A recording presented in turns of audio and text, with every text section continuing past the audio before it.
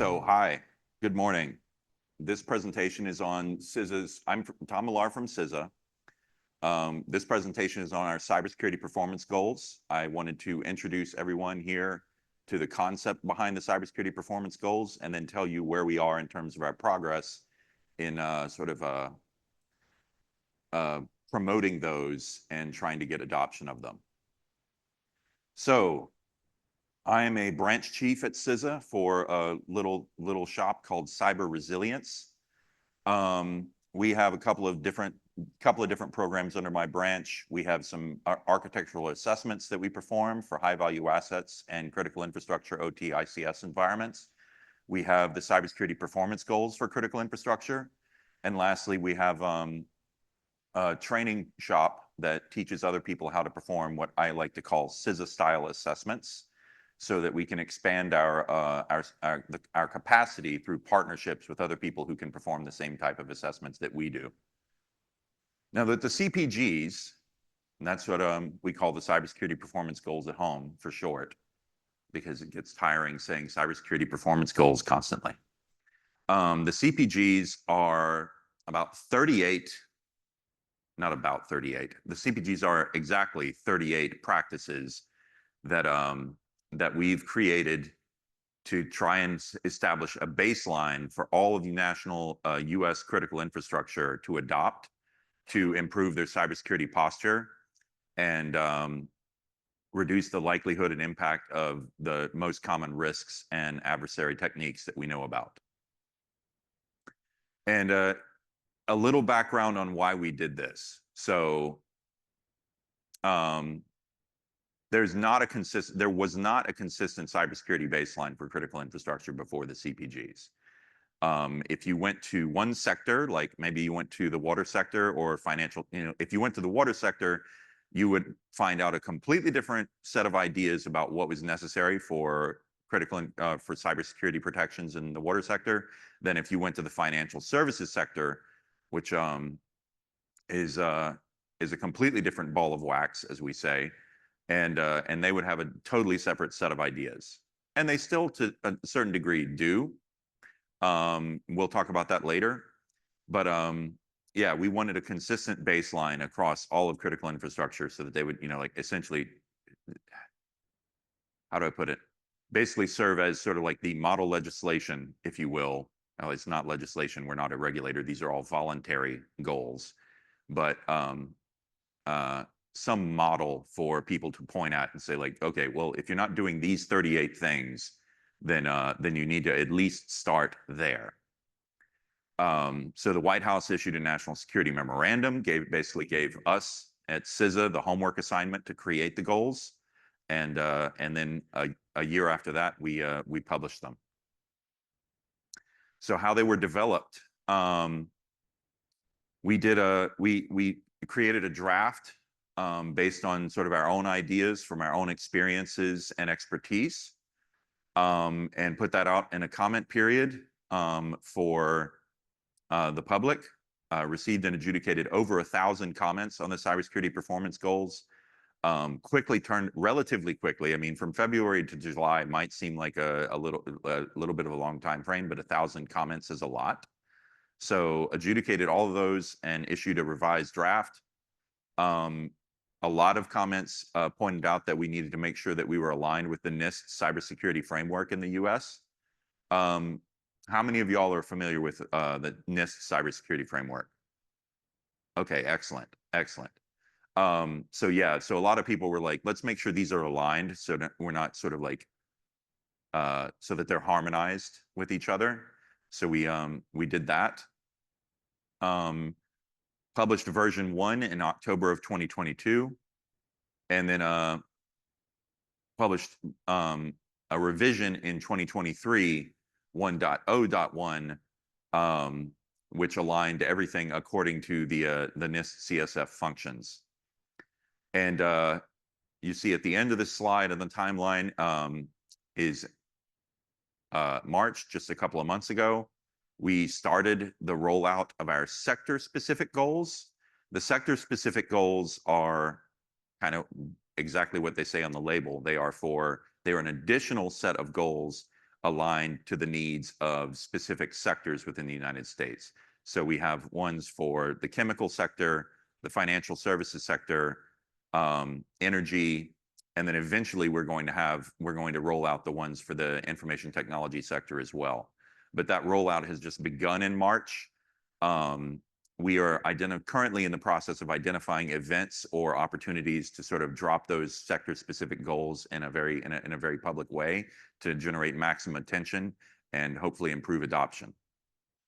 But yeah, this is all done through a lot of consultation with industry and close collaboration with our coordinating councils. Now, I want to give a couple examples of what's in the cybersecurity performance goals, because I know that's sort of what everybody probably is most interested in. This is one of my favorites, supply chain incident reporting.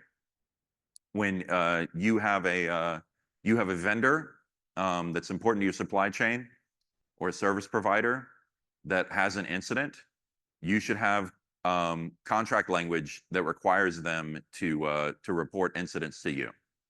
This seems, again, like maybe for a lot of people in this room, this seems rather basic, but it is something that we realized a lot of people did not have. So this requires, this says, like, go ahead and do this. And you'll note, by the way, that on each of these examples, we have characterized each cybersecurity performance goal by its estimated cost, its estimated impact, the positive impact on your cybersecurity posture, and the complexity of doing it. So that enables our critical infrastructure partners to sort of rack and stack or prioritize these things. So you can look at all the cybersecurity performance goals and you're like, all right, I have limited resources, I have limited time, which things should I do first? Well, you do the ones that are highest impact, lowest cost, lowest complexity. So this would be an example of one that you could do relatively simply with little cost. Just make sure that your vendors are required to report incidents to you. Phishing resistant MFA costs a little more. There's the classic SSO tax that everybody loves to hate. But phishing resistant MFA is another high impact one. It is, we characterize it as medium complexity, medium cost. And we explain in greater detail, and I know this might be a little bit of an eye chart because this one's got so many words on it, but we have free resources like the CISA bad practices page that helps people understand exactly why they need to implement these types of practices. I should back 1 minute. When I point out CISA bad practices, that is a place where we explain why it is unsafe to operate without phishing resistant MFA. That is not saying phishing resistant MFA is a bad practice. Hope that was clear. Sorry. This is another one. For the people in this room, for this audience, this one's probably super obvious, but for a lot of critical infrastructure owners and operators, they're just sort of like, well, I need my OT to be on the internet because XYZ business reason. We're trying to really try to get people to not do that. Obviously, follow the Purdue model or something like that, where you can restrict your operational technology from being available on the internet.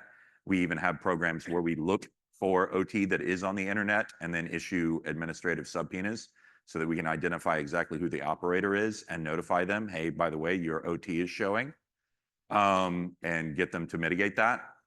And this is an example of how we're, again, trying to promulgate the practice of don't do that. Have a CTI program. That's pretty much what this is. Detecting relevant threats and TTBs is, yeah, it's expensive. It's relatively expensive sometimes to have a solid CTI program or subscription service or something like that. And the complexity can be high, but it's a really relevant practice, and we hope more people would implement that as well. Incident reporting, do it. We really want people to report their incidents to CISA, especially, or at least to some authority, like maybe an ISAC, in their particular sector. So we included this one. And this one is really important to me. if you want Tom's editorial comment, this one's probably going to have an impact change in the future, because I think the impact of planning and preparedness is high. Just me personally speaking, like, do the have plans, practice your plans. Resilience is a hot topic for me, because I think, like, it's almost inevitable that eventually you are going to get hit with a disruptive cyber event at some point in the history of your enterprise, and being able to recover from it quickly and fully and safely is absolutely crucial. And the only way you really are going to be able to guarantee you can do that is if you practice, practice, practice. So now let's talk about measuring adoption. Measuring adoption is super hard, as it turns out. We have some technical means by which we can observe some of the CPGs in adoption. Like mitigating known vulnerabilities. We took our cyber hygiene scanning service that we use, that's a voluntary service that people can sign up for, and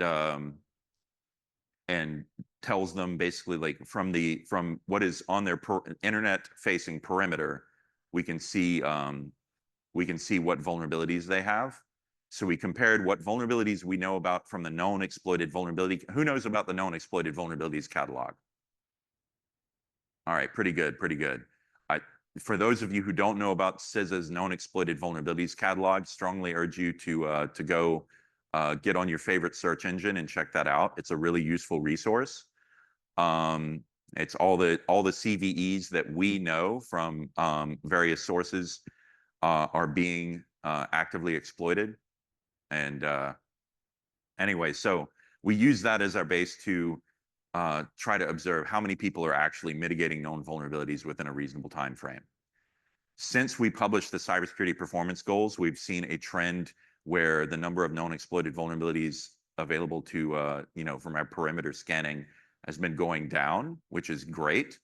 But it's really hard to get an A+ on this one, because, people can only patch so fast. Security.txt. Who is familiar with the security.txt RFC? Okay, just a few.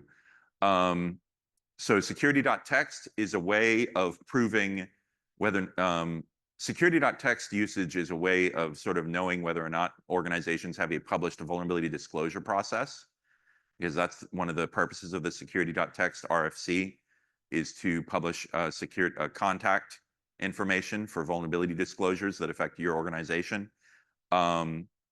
This is super uncommon, is what we found out. We looked at all of our the signups for our voluntary cyber hygiene scanning. We compared that against the domains that we know that have security.txt files on them, and found very small numbers. So that's unfortunate. Limiting OT connections to the public internet, which I was just talking about. It's a little difficult to rigorously assess, because some people just try to hide their OT by using non-standard ports and things of that nature, or otherwise sort of trying to mitigate potential fingerprinting of their OT from the public internet. So it's like it says on the slide, it's difficult to rigorously assess this one, but we know for sure, like, it's not being consistently adopted amongst the critical infrastructure that we are able to scan. So yeah, adoption is not great so far. We really have a lot of room to improve. And then there's a lot of the cybersecurity performance goals, in fact, the majority of them, that we have to just ask for self-attestation. So we actually have to go touch the customer, if you know what I mean, reach out to them and ask them, do you do this? And then we basically have to take their word for it, because we're not auditors and we're not regulators. So we're not going to ask for specific types of artifacts that prove whether or not an organization is doing something. We can ask them, and hopefully they're honest with us. I mean, there's not really a benefit in lying about these things, because they're voluntary and we aren't regulators about this stuff. But people might not know enough information and give the wrong answer anyway. There are data protections around those voluntary assessments that we do when we go on site and ask people these questions, which makes it hard to analyze the total data when it comes back. But yeah, so examples include having a CISO. There's one of the cybersecurity performance goals is, like have a designated person who is responsible for your IT security, have a CISO. We know there's lots of organizations in critical infrastructure in the United States that probably do not have a designated CISO. Having somebody who does the same role as the CISO, but specifically for operational technology, is another one. Having your IR plans in place and those vendor supplier cybersecurity requirements, like we talked about the contract language stuff, like all of those things, we just have to ask and hope people give us an honest answer. So measuring adoption, again, very difficult so far. Let's talk about the future of what we want to do with these, though. We have a law that was passed a couple of years ago called the Critical Infrastructure Reporting or Cybersecurity Incident Reporting for Critical Infrastructure Act, which we pronounce CIRCIA. So now you've learned another and you can thank me for learning yet one more acronym for the United States government. But CIRCIA is going to help us get this pool of data about incidents affecting critical infrastructure. We have had no mandatory incident reporting in the United States from private sector until this point in the future when we pass this rule. So we will have this corpus of data of incidents, and we're going to be able to hopefully rack and stack that against the adoption of the CPGs, and then do a comparative analysis of which CPGs that have been adopted may be aligned to minimizing the frequency and severity of cyber incidents affecting critical infrastructure. So we can do some actual science, because this is really key and really important to me. The CPGs were developed because we talked to a bunch of experts, and we got some ideas based on sort of like anecdotal data on people's experiences, lived experiences from dealing with real incidents in the real world. But that is not the same as doing science. That is consulting experts, right? Which is great, but not necessarily sufficient to develop the most refined possible list. There is, again, this is going to be a little bit of Tom Millar editorializing, so don't take this as the official position of my agency yet. But in the future, I would rather see not 38 cybersecurity performance goals, but closer to like maybe 12 or 11 that we can honestly say, based on real data analysis of incidents versus practices, that we can say, these are the 11 things. If you want to start buying down cyber risk in your environment, do these 11 things first. Absolutely first. They're most critical, regardless of, like maybe they're expensive, maybe they're not. But I would love to be able to tell people that kind of information so that they know what they can do to buy down risk as quickly and meaningfully as possible. The other thing about the CPGs is that most of their practices, which is not exactly the same as what I would characterize as a true performance goal. So performance goals, as I put in here on this slide in scare quotes, are things where you can say maybe a car can take a turn, like an F1 car can take a turn at 170 miles per hour and without losing control. That's a performance goal. Design a system that can do this within a certain tolerance at a certain level of performance. So that's why I say here, like, it's outcome oriented, I guess is what I'm really trying to get to. Let's not talk about the how. Let's talk about the what. When we start talking about hows and when we publish these performance goals and we're talking about practices, that creates markets, right? We take the how and that just, like we say, like, oh, do zero trust. Well, if we just tell people like the how is to do zero trust, then that creates a market for zero trust practices and widgets. I want the free market to figure out how to achieve an outcome. So that's why I want to get the performance goals to being more about the what. So when I say recover 90 so my ultimate outcome I would really love to have included within the CPGs is that recover 95, like, and again, when it says operational capacity, and when it says disruptive cyber event, or is this cyber incident, I've got plenty of lawyers who can help me figure out exactly what we mean when we get down into the details of what those terms are. But in this, for the purposes of this room, I think everybody can understand more or less what that would mean. That's the outcome I want. Let the free market sort out how to achieve that outcome. Whatever the how is, I'm agnostic as to how. I just want that outcome where organizations know that they have that level of resilience built into their systems. I hope that makes sense. We've also talked about future versions, including, especially for the IT sector, including like requiring phishing-resistant MFA puts that onus on the customer or the owner-operator of critical infrastructure that they have to go out and buy some phishing-resistant MFA. Well, I want to make that available at low cost so that they can buy it and afford it. Who do I put that performance goal on? Well, that's going to be upstream somewhere at the vendor. So I want to make sure that phishing-resistant MFA is a feature built, or, or the capability to deploy phishing-resistant MFA is a feature built into the service offerings provided by vendors, right? So that's a performance goal we could build in. So where we do have to create markets, we are enabling those markets as well. And there's the last part on this slide is about trying to, again, look upstream from the storefront is the way I phrase things. Owners and we do a lot at CISA with going out to owners and operators and trying to get them to do stuff for themselves.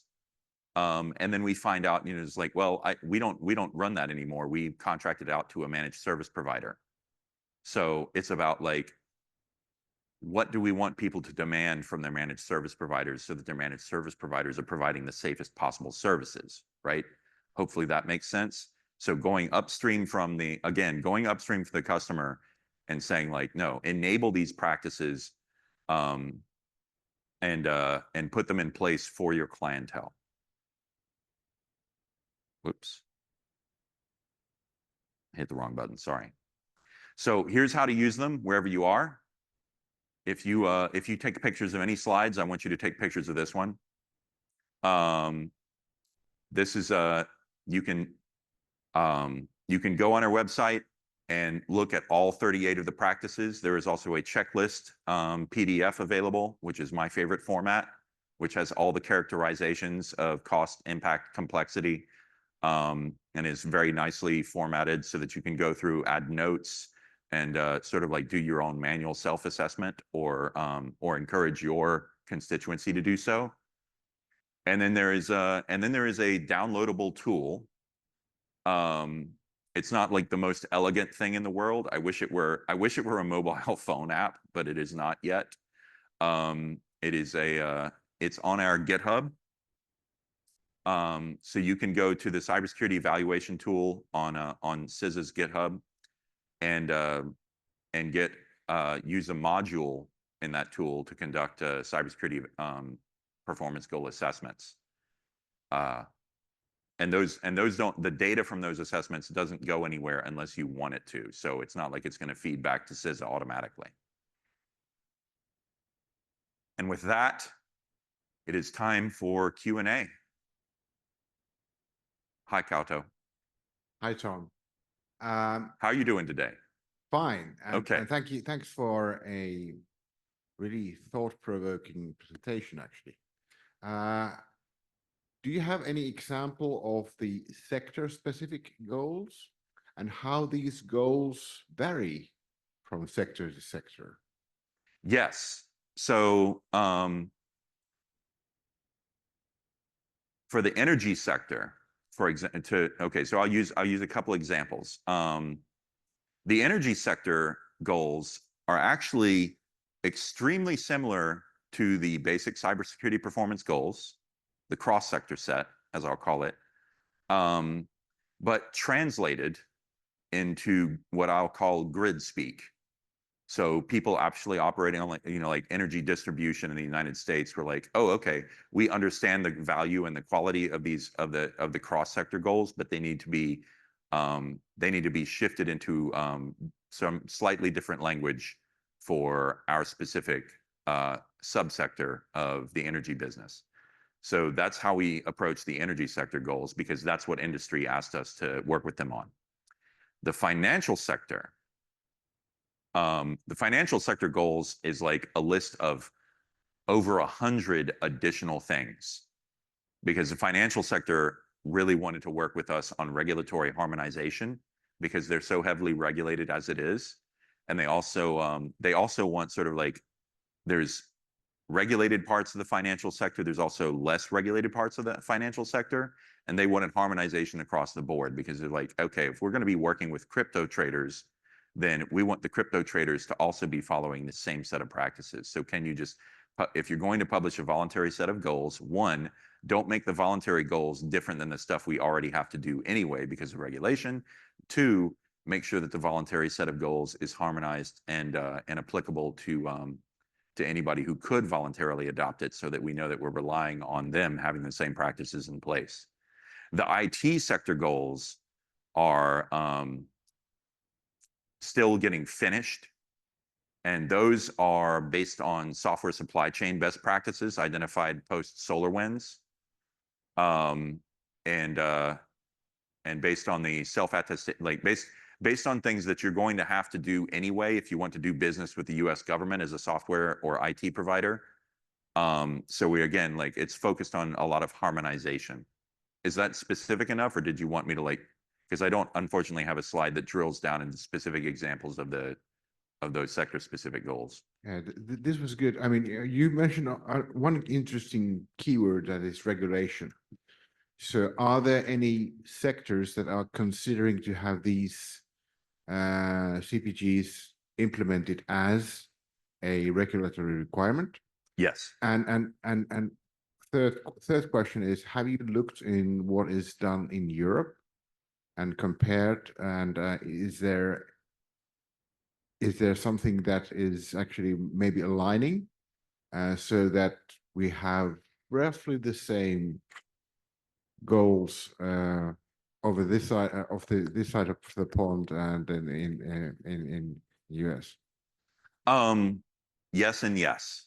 So we definitely have sector risk, what we call sector risk management agencies in the United States are looking at the cybersecurity performance goals as potential models for rulemaking in the sectors that they oversee.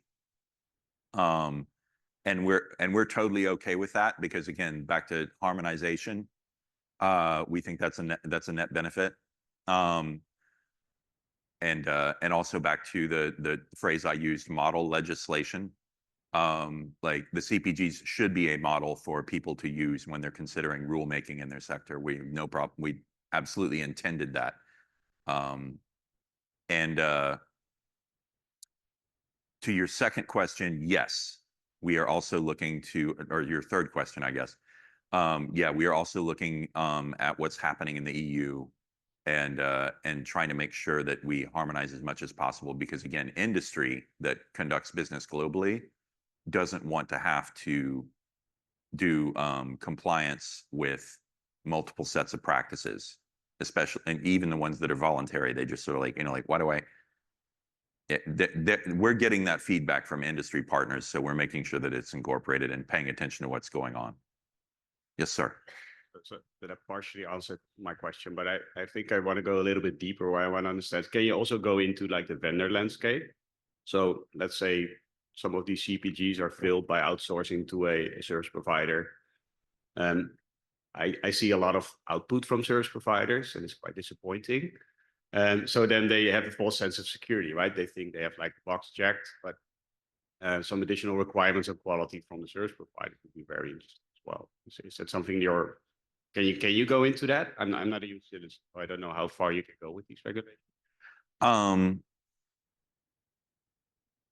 really sorry. Can you repeat part of the question? It wasn't very... So in a nutshell, it's basically people outsource part of their CPGs right? So they have to comply with a certain thing. They'll outsource to a service provider, but a lot of the service providers have dismal quality. Yeah, no, I mean, I would say that's why I went to, that's why I'm interested more in like trying to get the CPGs to be as outcome oriented as possible, whether you do it with via a service provider or whether these cyber service providers are, enabling you to, to perform a certain practice. That's that's not as relevant. Like if it's outsourced, isn't as relevant as if it's ultimately being accomplished, whether you're doing it on-prem or whether you're doing it via a service provider. Does that help answer? Yeah, it's clear. Okay. Yes, sir. Ciao, Tom. Just a question about the third party that you speak at the start of your presentation. You speak about document SLA or something that signed by the third party and have this kind of charter with them. But in our experience, what we see is that during an incident, the last things that the third party think to do is to just stay in your SLA, just communicate with you in the time that you decide to ask him them during this kind of document or something. So we start to do something more like monitoring in a subset of third party, as example of cyber threat intelligence. What you suggest to do in that cases? Because I repeat, in our experience, they did not respect what you're asking in the SLA or in the document that you sign in the contract. Sue them for breach of contract. Sorry, that was a glib answer. I'm a little tired. Yeah, I don't have a really great answer for that. I think that it's like it's always been a challenge that it's always been a challenge and will probably continue to be one for many years, that when a supply chain vendor has an incident, notifying customers that they may have been impacted by the breach is going to be one of the last things they do, because they're going to be putting out the fire on they're going to be getting their own house in order first, squaring everything away. Lawyers are going to have to be consulted, PR people have to be consulted, and then finally, at the end of that, right, is when you get notifications like, oh, and by the way, your stuff got lost in the fire. That is a sticky wicket, to be sure. So yeah, I don't really have a great answer for that, except that, like over time, hopefully as more and more people demand better, that the market will respond. I mean, eventually we made cars a lot safer because people started to expect that cars wouldn't be just like rolling death machines, and now we're better off. But it comes with customer expectations have to be set higher, and then the market responds appropriately.